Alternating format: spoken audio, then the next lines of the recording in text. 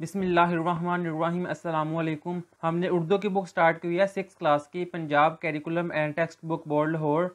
और last lecture तक हमने इसके पहले 5 सबक जोन से हैं इनको कंप्लीट साल किया है। उन वीडियोस का लिंक मैं डिस्क्रिप्शन में दे दूंगा। अब हम इसका सबक नंबर 6 स्टार्ट करते हैं। चांद मेरी ज़मी फूल मेरा वतन। ये एक नज़म है, इसके बंद हम बाद में रीड करते हैं। सबसे पहले हम इसके जोन से अल्फाज हैं वो रीड कर लेते हैं। पहला अल्फाज है लाल, जिसके मायने है प्यारा। अगला अल्फाज है देकान, जिसका मायने है किसान। इससे अगला अल्फाज है कोकन, जिसके मायने है पहाड़ खोदने वाला। अगला अल्फाज है अजमत, जिसके मायने है इज्जत। इससे अगला अल्फाज है गीत, जिसके मायने है तराने। अगला अल्फाज है मला, जिसके मायने है कश्ती चलाने वाला। इससे अगला अल्फाज है मजदूर, जिसके मायने है मेहनत कश, मेहनत करने वाला। अगला अल्फाज है जुरात, जिसके मायने है बहादुर। इससे अगला अल्फाज है मिट्टी, जिसके मायने है दुनिया धरती।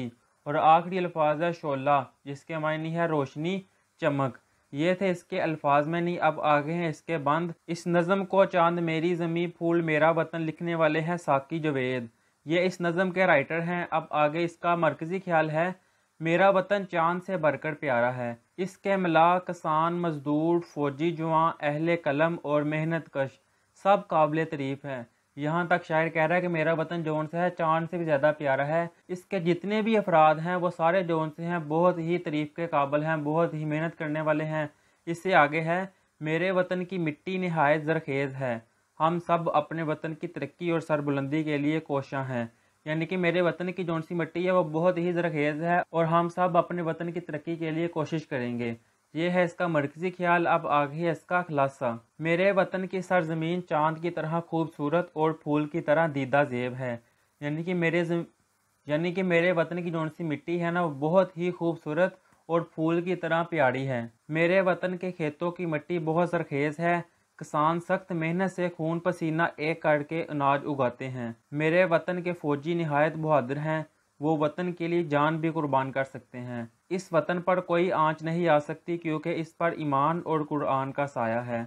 मेरी ख्वाहिश है कि मेरे मुल्क के किसान इसी तरह हल चलाकर पैदावार में इजाफा करते रहें, वतन की मिट्टी हमेशा सोना उगलती रहे और मेरा वतन तरक्की की मनाजिल तय करता रहे। खुलासे में इस नज़म के राइटर साकी जवेद कह रहे हैं कि मेरे वतन के जौन से किसान हैं वो बहुत ही मेहनत करके अनाज उगाते हैं। मेरे वतन के जौन से फ़ौजी हैं वो बहुत ही बहादुरी से पाकिस्तान हमारे वतन की हिफाजत करते हैं। और शायर कह रहा है कि मेरे पाकिस्तान पर, मेरे वतन पर कभी आंच नहीं आ सकती क्योंकि इस पर ईमान का और कुरान मजीद का साया है। ये है खुलासा इस नज़म का। अब आगे है इसका बंद नंबर 1। चांद मेरी ज़मी फूल मेरा वतन, मेरे खेतों की मिट्टी में लाले यमन। मेरे मला लहरों के पाले हुए, मेरे देहकान पसीनों के डाले हुए। मेरे मजदूर इस दौड़ के कोकन, चांद मेरी ज़मी फूल मेरा वतन। इसमें मुश्किल अल्फाज जो से हैं वो रीड कर लेते हैं। पहला मुश्किल अल्फाज आ गया चांद, जिसके मायने है एक सियारे का नाम। इससे अगला अल्फाज है लाल, जिसके मतलब है प्यारा। इससे अगला अल्फाज है मला, जिसके मायने है कश्ती चलाने वाला। इससे आगे है पसीनों के डाले हुए, जिसके मायने है पसीने में डूबे हुए। अब इससे अगला अल्फाज है मजदूर, जिसके मायने है मेहनत कश। इससे आगे है दौर, जिसके मायने है ज़माने। इससे अगला अल्फाज है कोकन, जिसके मायने है पहाड़ खोदने वाला। ये थे इसके मुश्किल अल्फाज। अब आगे इसकी तशरीह।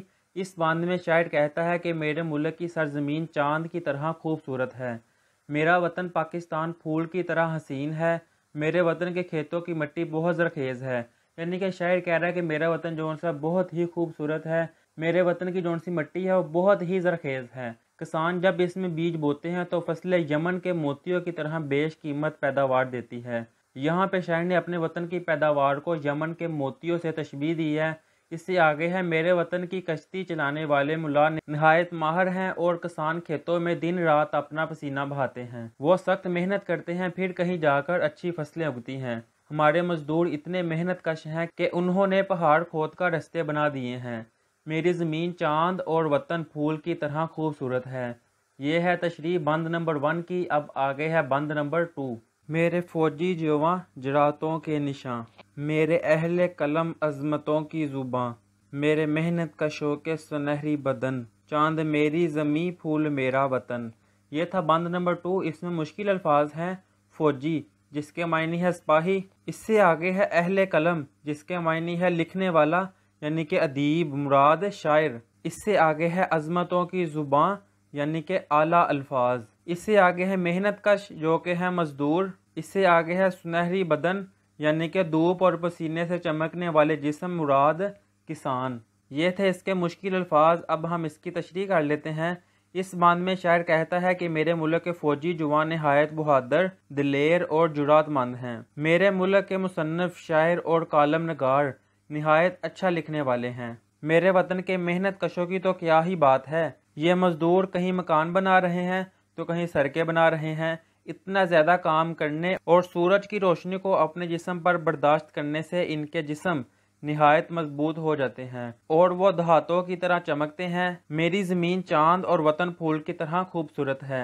अब इसमें लास्ट वाली 2 लाइनों में शायर ने कहा है कि मेरे वतन के जौन से मजदूर हैं वो बहुत ही मेहनती हैं। कहीं तो मकान बना रहे हैं, कहीं सड़कें बना रहे हैं, कहीं हल चला रहे हैं। हर कोई जौन सा वो बड़ी मेहनत कर रहा है। तो मेहनत करते करते इनके जिस्म जौन से हैं वो बहुत ही मजबूत हो गए हैं। ऐसे मजबूत हुए हैं जैसे धात जौन सी है वो चमकती है। इसी तरह इन पर जब सूरज की किरणें पड़ती हैं तो इनके जिस्म भी जौन से हैं पसीने की वजह से चमक रहे होते हैं। ये है तशरीह बंद नंबर 2 की। अब आगे है बंद नंबर 3। मेरी सरहद पर है पहरा ईमान का, मेरे शहरों पे साया है कुरान का। मेरा एक एक सिपाही है खैबर शकन, चांद मेरी ज़मी फूल मेरा वतन। इसमें मुश्किल अल्फाज हैं। सरहद जिसका मायने है मुल्क का ज़मीनी किनारा, यानी जहाँ पर ज़मीन की हदूद ख़त्म हो जाती है और दूसरे मुल्क की हदूद शुरू हो जाती है, इसको सरहद कहते हैं। इससे आगे है ईमान जिसका मायने है इस्लाम की क़ुव्वत। इससे आगे है साया जिसके मायने है छाँव हिफाजत। इससे आगे है खैबर शकन यानी कि बहादुर। ये भी मायने लिख सकते हैं कि खैबर का किला तोड़ने वाला। ये थे इसके मुश्किल अल्फाज। अब आगे है इसकी तशरीह।